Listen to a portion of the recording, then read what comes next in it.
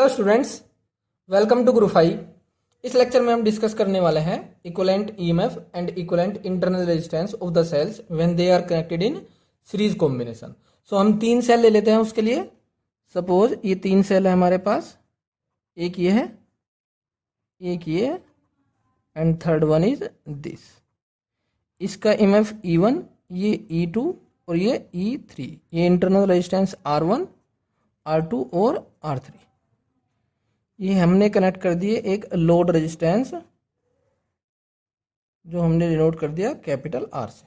Suppose current ऐसे flow कर रही है। ओके, अब हमें इक्विवेलेंट ईएमएफ और इक्विवेलेंट इंटरनल रेजिस्टेंस बताना है, मतलब इक्विवेलेंट बैटरी। इन तीनों की जगह कौन सी बैटरी कनेक्ट करे जिससे जो ये लोड रेजिस्टेंस है उसमें करंट कितनी फ्लो करे, सेम I। तो मतलब ऐसा होना चाहिए, ये एक बैटरी लगा दी हमने इस लोड रेजिस्टेंस से, ये E, ये R, ये कैपिटल R, तो करंट अब भी कितनी फ्लो करे, I। सो E और R की वैल्यू हमें बतानी है। ओके, सो हम क्या करेंगे, अब इसमें देखेंगे इस लोड रेजिस्टेंस के अक्रॉस टोटल पोटेंशियल डिफरेंस कितना है। वही इसके अक्रॉस हो जाएगा, या तो किरचॉफ लॉ से भी कर सकते हैं या इससे कर सकते हैं। टोटल पोटेंशियल डिफरेंस इसके अक्रॉस, वही पोटेंशियल डिफरेंस इस लोड रेजिस्टेंस के अक्रॉस होगा। ये तीनों सेल कैसे है, discharging. Okay, so total potential difference इस टर्मिनल और इस टर्मिनल के बीच में कितना हो जाएगा, E1 minus IR1 plus E2 minus IR2 plus E3 minus IR3 equal to IR। या तो ये लिख लो, अगर कोई सेल चार्जिंग होगा तो उसमें ये प्लस आ जाएगा। ओके, अब देख लेते हैं हम, किरचॉफ लॉ से भी चेक कर लेते हैं कैसे होगा ये।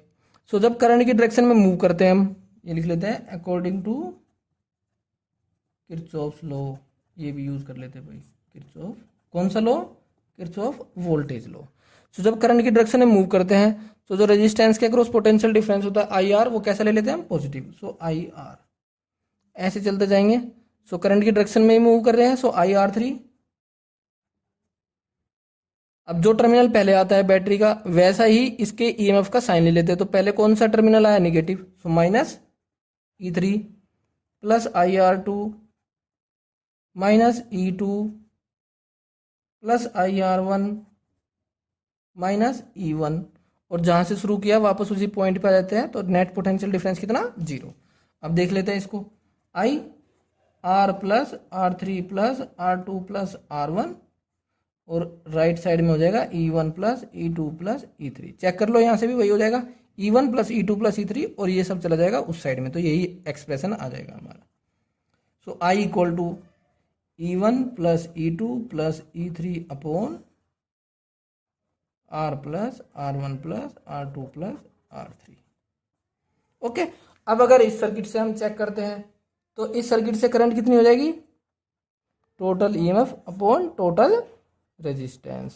सो अब कंपेयर करो इस इक्वेशन को और इस इक्वेशन को, कंपेयरिंग।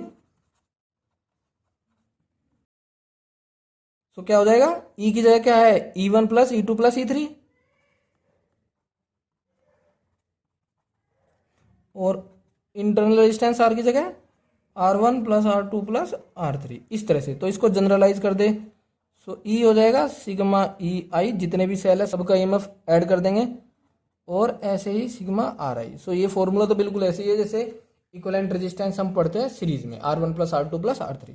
लेकिन जो ये ईएमएफ का है तो वो भी ऐसे ही, लेकिन हमें देखना है सेल को हमने किस सेंस में कनेक्ट किया है, पॉजिटिव निगेटिव पॉजिटिव निगेटिव। तो अगर ऐसे किया है तो ईएमएफ पॉजिटिव ले लेंगे, अगर कोई सेल अपोजिट कर दिया हमने तो फिर ईएमएफ उसका निगेटिव लेना पड़ेगा, जैसे अभी मैं एग्जांपल बताने वाला हूँ। लेकिन रेजिस्टेंस में जैसे कि कोई टर्मिनल पॉजिटिव या निगेटिव नहीं होता, तो सबको सिंपली ऐड करना है, रेजिस्टेंस हमेशा पॉजिटिव होता है, वो एक एक्सेप्शन को छोड़ के। ओके, सो ऐसे कर लेंगे। तो एग्जांपल देख लेते हैं इसका, एक सेल ले लिया एक, जिसका EMF E, internal resistance R। एक सेल और ले लिया, लेकिन ये ऐसे कनेक्टेड है भाई, ठीक है। इसका ईएमएफ 2E और इंटरनल रेजिस्टेंस सपोज इसका भी R। सो पहले इसकी इक्विवेलेंट बैटरी देख लेते हैं हम। ओके, ये पहला एग्जांपल ले लिया। अब देखो, ये दो बैटरी कनेक्टेड है सीरीज में, करंट सेम फ्लो करेगी, लेकिन इसका पॉजिटिव और इसका निगेटिव फिर उल्टा है, पॉजिटिव निगेटिव नहीं है। तो सीरीज में तो है लेकिन अपोजिट सेंस में कनेक्टेड है। सो ये बैटरी पावरफुल है, तो इस बैटरी जैसी ही बनेगी नेट इक्विवेलेंट बैटरी। सो ये जो टर्मिनल होगा वो निगेटिव होगा, ये सपोज ए है और ये बी है। सो ए टर्मिनल नेट निगेटिव बचेगा और बी टर्मिनल नेट पॉजिटिव। ये equivalent resistance, internal resistance, suppose मैंने मान लिया आर डैश और ये मैंने मान लिया ई डैश, ये टर्मिनल बी। अब ई डैश कितना होगा, क्योंकि जो इक्विवेलेंट ईएमएफ है किसके इक्वल, सिग्मा ई आई, जितने भी ईएमएफ है बैटरी के उन सबको ऐड कर देंगे, लेकिन सेंस में। सो अगर मैं इसको पॉजिटिव लूंगा तो ये कैसा हो जाएगा, निगेटिव। सो ये पॉजिटिव है, सो ये निगेटिव। या आप ऐसे भी देख सकते हैं, जो टर्मिनल पहले हो उसका साइन ले लो। सो ये टर्मिनल पॉजिटिव है तो मैंने इसका पॉजिटिव ले लिया, इसका टर्मिनल पहले कौन सा है, निगेटिव, तो मैंने निगेटिव ले लिया। सो ये वैल्यू कैसी बचेगी, माइनस ई। अब आपने ये टर्मिनल कैसा लिया था, पहला पॉजिटिव, लेकिन आया निगेटिव, तो पहले टर्मिनल कौन सा हो जाएगा, निगेटिव। सो ई डैश किसके इक्वल हो जाएगा, माइनस ई, और माइनस ई क्योंकि हमने सेंस में पहले ले लिया तो ई डैश हो जाएगा ई, क्योंकि हमने टर्मिनल पहले लिख लिया निगेटिव है। अब R equivalent sigma R I, so कितना, आर प्लस आर, ये तो सिंपली एड अप हो जाएगा क्योंकि रेजिस्टेंस निगेटिव नहीं होते किसी भी वायर के। गैलियम आर्सेनाइड वाला जो एग्जांपल है सेमीकंडक्टर वाला, उसको छोड़ के कंडक्टर्स का रेजिस्टेंस हमेशा पॉजिटिव। सो ये 2R, ओके। सो इक्विवेलेंट बैटरी हो जाएगी ये। अब एक एग्जांपल और ले लेते हैं, अब हम ले लेते हैं 3 सेल।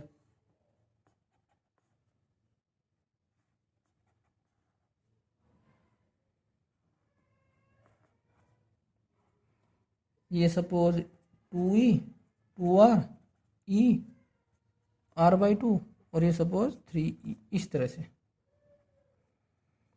सो ये बैटरी जिसका EMF 2E और internal resistance 2R, E R/2 और 3, इसका कोई इंटरनल रेजिस्टेंस है नहीं। सो ए और बी के बीच में इक्विवेलेंट बैटरी हमें बतानी है।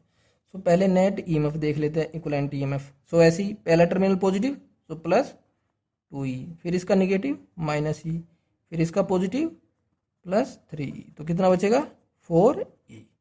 फिर equivalent resistance 2R plus R/2 plus 0, सो कितना हो गया 5R/2।